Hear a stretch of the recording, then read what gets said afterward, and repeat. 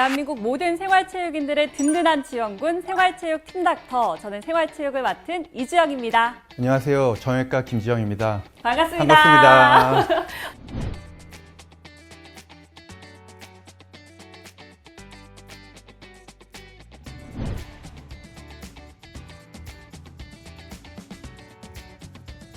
이번만큼은 이게 좀 맞는데요.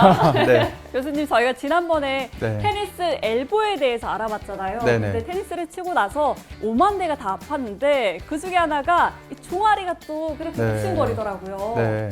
이게 좀 자연스러우고 맞나요? 그렇죠. 우리가 테니스는 상체뿐만 아니라 다리도 굉장히 많이 쓰는 운동이잖아요. 그리고 네. 또 방향 전환도 많이 되고 공을 보고 또 갑자기 뛰어가기도 하고 이러기 때문에 뭐 무릎이나 뭐 종아리 근육 이런 손상들도 많이 발생할 수 있습니다. 테니스 레그는 우리가 종아리를 보면은 그 장단지 근육이 두 덩어리가 딱 있거든요. 네. 비복근이라고 얘기를 합니다. 의학 용어로. 그 중에서 안쪽에 있는 장단지 근육이 파열되는 것을 이제 테니스 레그라고 하는데요. 무릎이 펴진 상태에서 갑자기 발목을 들어 올리는 동작을 하게 되면은 근육이 긴장된 상태에서 이렇게 늘어나면서 근육이 파열이 발생하게 됩니다. 여러분 갑자기 자세하게 이야기해서 놀라셨죠? 그래서 오늘도 역시나 테니스 레그와 관련해서 영상이 준비되어 있습니다. 함께 보시죠. 자, 이제 초보들이 기초적으로 하는 저 자세가 스플릿이잖아요. 운동을 네네네. 해보도록 할게요. 포핸드 하나, 백핸드 하나 해서 왔다 갔다 한 번씩 치는 동작들을 이어져서 해보도록 합니다. 그래서 한 10번만 해볼게요. 일단 화이팅! 파이팅! 오케이, 또 투핸드로 아, 맞아. 투핸드. 러닝해서 저게 지금 사이드 스텝. 네, 사이드 스텝. 네. 자, 러닝으로 투핸드는 원핸드. 예. 전 달리고 있는데 자꾸 러닝을 하라고 하시더라고요. 아. 러닝. 왜냐면은 그 빨리 가서 좋은 자세를 잡고 쳐야지 되기 때문에 빨리 왔다 갔다 하는 게 중요합니다. 왜냐면 다리가 고정이 안 되면은 그 오히려 미스샷이 많이 나오기 때문에. 네.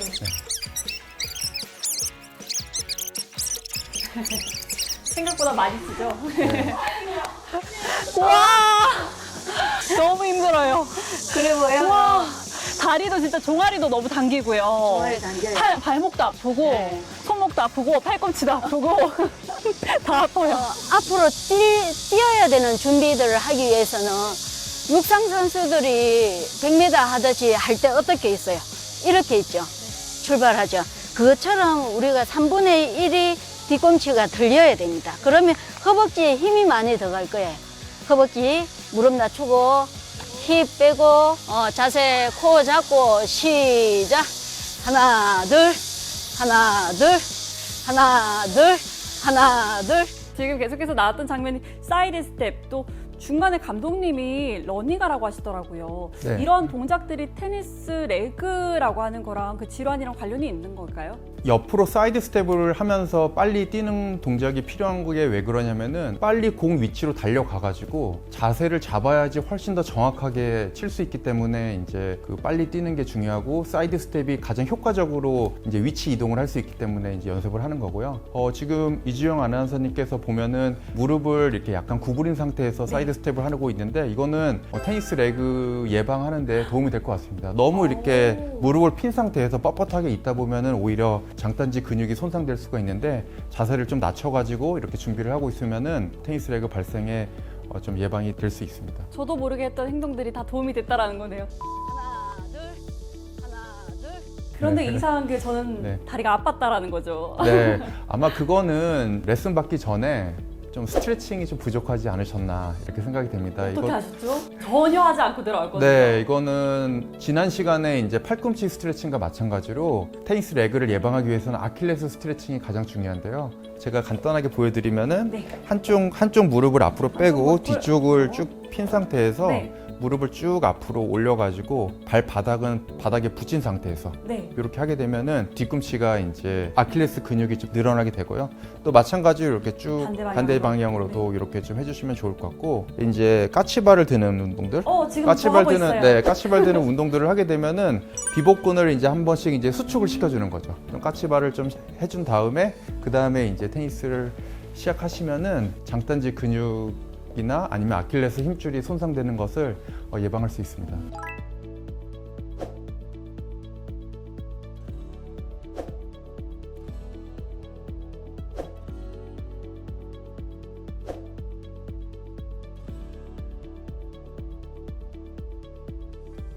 근데 테니스 레그라고 하면은 정확히 어떤 증상들이 나타나는 거예요? 테니스 레그는 이제 결국에는 근육이 파열되는 그런 질환인데요. 아마 이제 딱 뚝 소리와 함께 장단지를 뭔가 주먹이나 이런 걸로 맞은 것 같은 그런 충격이 느껴지고, 그 다음에 이제 통증 때문에 좀 보행이나 이렇게 걷기가 좀 어려워집니다. 그러면은 테니스 레그는 저희가 운동 이제 웨이트 하고 나면은 근육 뭉침이나 근육통이 느껴지잖아요. 네네. 이거랑 또 별개로 구분되는 걸까요? 네, 근육통은 이제 근육에 이제 젖산이 쌓이면서 이제 근육통이 느껴지는 건데, 이 테니스 레그 같은 경우에는 근육이 파열된 겁니다. 그래서 물론 파열의 정도가 아주 경미할 수도 있고 아주 심할 수도 있겠지만, 결국 근육이 파열된 손상이기 때문에 근육이 뭉친 것과는 또 다른 상태라고 이렇게 이해하시면 될 것 같습니다.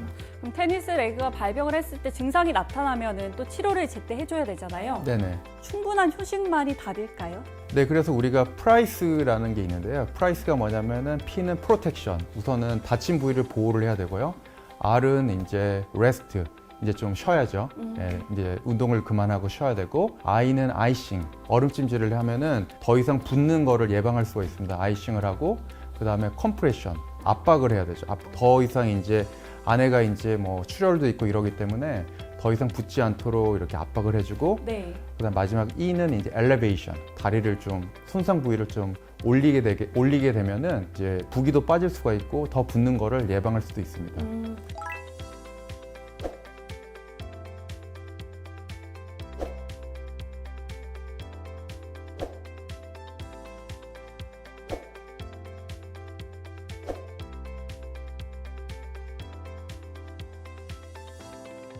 그럼 처치와 치료를 하고 나서 회복 기간은 충분히 한 어느 정도를 가져야 될까요? 보통 근육이 이제 한번 손상되게 되면 아무는데 한 6개월에서 한 석 달 정도까지 걸리게 됩니다. 그래서 한 3, 4주 정도는 좀 체중을 디디지 않고 좀 고정을 했다가, 그 이후에는 이제 통증이 어느 정도 경감되면은 그때부터 이제 근육 스트레칭 운동, 가령 이제 발목을 좀 위로 올리는 그런 운동을 하면 좋을 것 같고요. 네. 이제 어느 정도 스트레칭이 충분히 된다면은 그때부터는 이제 근육 강화 운동, 아까 말씀드린 까치발 드는 동작이라든지 그런 운동을 해서 충분히 이제 우리가 다치기 전에 강도의 한 90% 정도는 회복이 됐다, 이런 판단이 서면은 이제 그때부터 이제 운동에 복귀하시면 될 것 같습니다. 테니스 치다가 종아리 지가 자주 나고 종아리 파열이 한 번 있었는데요. 그거는 사후 조치는 어떻게 해야 하나요?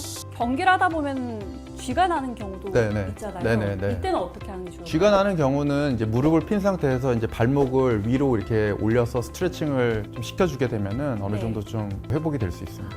그렇게 잠깐 회복하고 나서 바로 경기 뛰어도 될까요? 아, 그럼 안 됩니다. 쥐가 나면은 우선은 좀 근육이 지금 굉장히 좀 힘든 상태이기 때문에 충분히 휴식을 하거나, 제가 볼 때는 그날은 운동은 그만하는 게 좋을 것 같습니다. 저는 그렇게 쥐가 났다가 다시 회복하면은 네. 사실 밀어난 곰이라서 다시 운동을 통해서 풀어줘야겠다라는 마음이 들었거든요. 네. 금물이군요. 제가 볼 때는 그 오히려 스트레칭을 하고, 네. 오히려 하고 나서 좀 뭐 온찜질이라든지 좀 쉬는 게 네. 도움이 될 것 같습니다. 테니스 레그를 걸리면 계속해서 걸리는 경향이 있는데 그때는 어떻게 해야 합니까?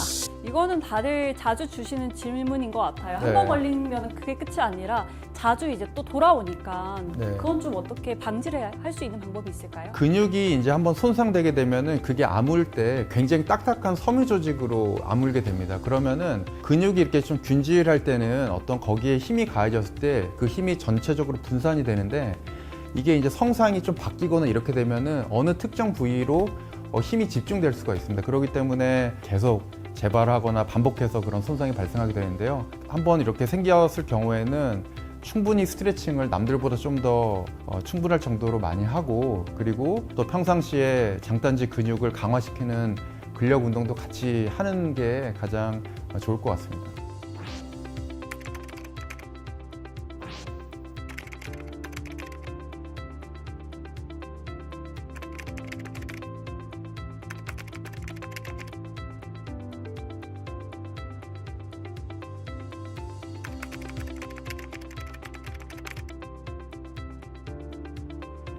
혹시 교수님은 테니스를 치시다가 다친 적 없으셨어요?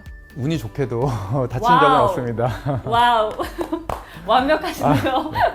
그럼 마지막으로 우리 도고이 분들에게 역시나 테니스 레그와 관련해서 마지막으로 이야기를 전해주신다면요? 테니스 레그뿐만 아니라 우리가 테니스를 치면서 갑자기 방향 전환을 한다든지 너무 무리하게 이제 공을 쫓아가다 보면은 이제 다칠 우려가 있습니다. 그래서 테니스는 또 오랜 기간 나이가 들어서도 계속 쳐야 되기 때문에 너무 욕심내지 마시고 충분한 준비 운동과 또 근육 강화 운동 이런 거를 병행하시면서 좀 안전하게 운동하시는 게 좋을 것 같습니다. 네, 말씀하신 것처럼 건강하게 운동하기 우리가 꼭 지켜야겠습니다.